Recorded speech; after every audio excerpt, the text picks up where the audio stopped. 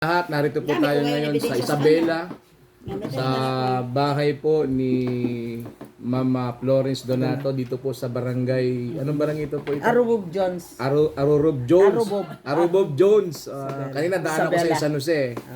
Ako po si Samuel Ramos, maraming salamat sa mga taga Isabela. Kung naalala po ninyo, si Judge Efren Ambrosio, ako po yung manugang ni Judge Efren Ambrosio na ang asawa niya po ay si Attorney Gloria Ambrosio na naging presidente ng ISELCO ng Isabela Electric Company. Ang kapatid po ni Judge na si Dr. Cristina Ambrosio ay kapatid po ni Attorney Gloria na si Ricardo Oktubre. Ako po yun, si Samuel Ramos. Ako po ay kilalang kilala ni Governor D at saka ni Boji. Boji, kumusta ka na? Ito na itsura ko, dati gwapo pero nagkakaedad po. At kung maalala po ninyo, ako po ang nag-cover dito ng transport report. Kung maalala po ninyo, ako po ay si Broadcast Media Patrol number 5, Doming Malamig, Nandisa, the Radyo Bandido, covering transport report ng buong Isabela. At ako din po ay naging private pilot nila ng Cessna Twin Engine.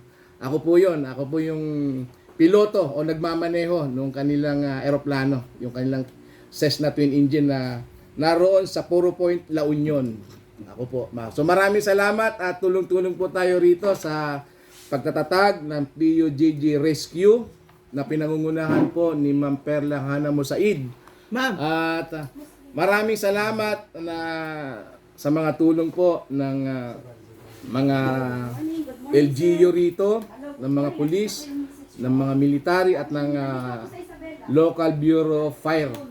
So yan po, maraming salamat po sa pagtanggap dito po sa tahanan ni Ate Florence.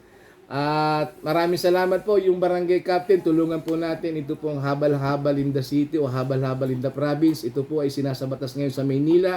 Isa po ako sa nag-organize at nag-endorso po sa ating Pangulo ng habal-habal in the city. So marami po kaming alternatibong kabuhayan tungkol po sa transportasyon at suportahan po natin ang ating Save the Heritage, Save the Jeepney movement. Kami po ni Ma'am Hana, ang endorser po niya na wag mawala ang heritage po natin dito po sa Pilipinas, ang pambansang pakikinlanlan ng ating pambansang sasakyan na kilala na jeep. Marami pong salamat. Maraming salamat po sa mga taga rito sa Isabela. Salamat po. Salamat, sir. Dito, sir. Ayan. Bless po. Ngayon pa, yung hindi naniniwala na hindi raw ako pumupunta sa mga ganitong lugar, eto, nandito po ako. At hindi po totoo yun na mayaman ako. Mayaman po ako sa kaibigan. Sapagkat ang aking kong prinsipyo ay magkaroon ng kaibigan na 365. Sapagkat ang 365, magpalipat-lipat ka lang ng bahay, mamimiss na ako dito sapagkat ang balik ko sa susunod pang taon. Kasi binubuo po yung 365 Lagi ng isang ka na, taon. sir, dito. Kaya pag tinanong mo ako, Ma'am Flores, kailan ako babalik, ay nasa pang 200 pa lang akong kaibigan.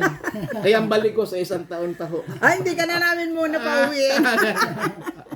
So, yan Thank po. you, sir. Matagal na ako dito eh.